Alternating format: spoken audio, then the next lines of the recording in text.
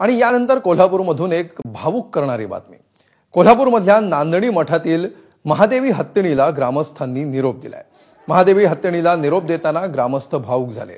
नांदणी मठातील महादेवी हत्तीण आता वनतारामध्ये जाणार आहे। निरोप देण्याआधी ग्रामस्थांनी हत्तीणीची मिरवणूक देखील काढली।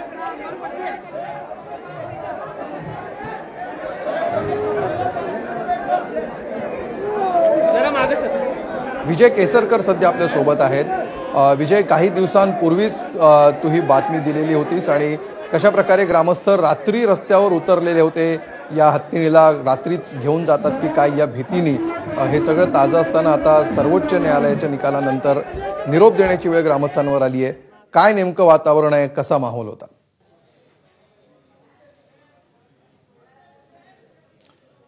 अमोल अगदी बरोबर आहे, कारण उच्च न्यायालयाने ज्या पद्धतीने निर्देश दिले त्याच्यानंतर नांदणी मठाचे सगळे नांदणीचे ग्रामस्थ आहेत ते सर्वोच्च न्यायालयामध्ये गेले आणि सर्वोच्च न्यायालयामध्ये आज या ठिकाणी सुनावणी होती। मात्र सर्वोच्च न्यायालयाने ही याचिका आहे ती फेटाळली आणि याच मठामध्ये जर आपण बघितलं तर स्वामींनी जी हत्तीणी आहे महादेवी हत्तीणी आहे तिचे पूजन केलं आणि त्याच्यानंतर या हत्तीणीला तो निरोप दिलेला आहे। जवळपास 2019 पासून हे सगळं प्रकरण आहे ते सुरू होतं। पेटामार्फत या ठिकाणी याचिका दाखल करण्यात आली। त्याच्यानंतर या ठिकाणी लोक आले, त्यांनी मठामध्ये हत्तीची पाहणी केली, हत्तीची निगा कशी राखली जाते ते पाहणी केली, त्याचा अहवाल आहे तो दिला। त्याच्यानंतर ही उच्च न्यायालयामध्ये याचिका आहे ती सुरू झाली। ह्या याचिकेचा जो निकाल आला काही दिवसांपूर्वीच, त्यानंतर ह्या याचिकेला आव्हान देणारी याचिका सर्वोच्च न्यायालयामध्ये दाखल करण्यात आली। आज याची सुनावणी होती, मात्र ही सुनावणी सर्वोच्च न्यायालयाने जी याचिका होती ती पूर्णपणे फेटाळून लावली आणि उच्च न्यायालयाचा जो निर्णय आहे तो कायम ठेवला।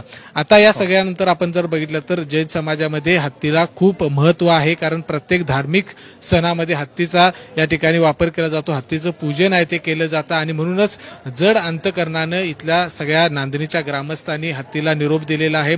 या ठिकाणी जे महाराज आहेत त्या महाराजांनी हत्तीचे पूजन केलं, त्यांना देखील अश्रू अनावर झाले, कारण जवळपास 35 वर्ष या मठामध्ये हा महादेवी हत्तीणी होते आणि या सगळ्यांचा जीव आहे तो महादेवी हत्तीणीवरती होता।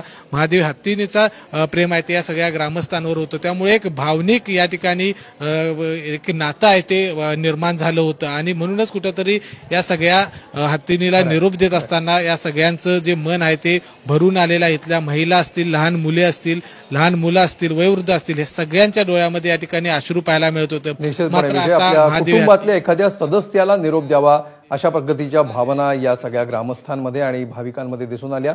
तुर्त धन्यवाद या सविस्तर माहितीबद्दल।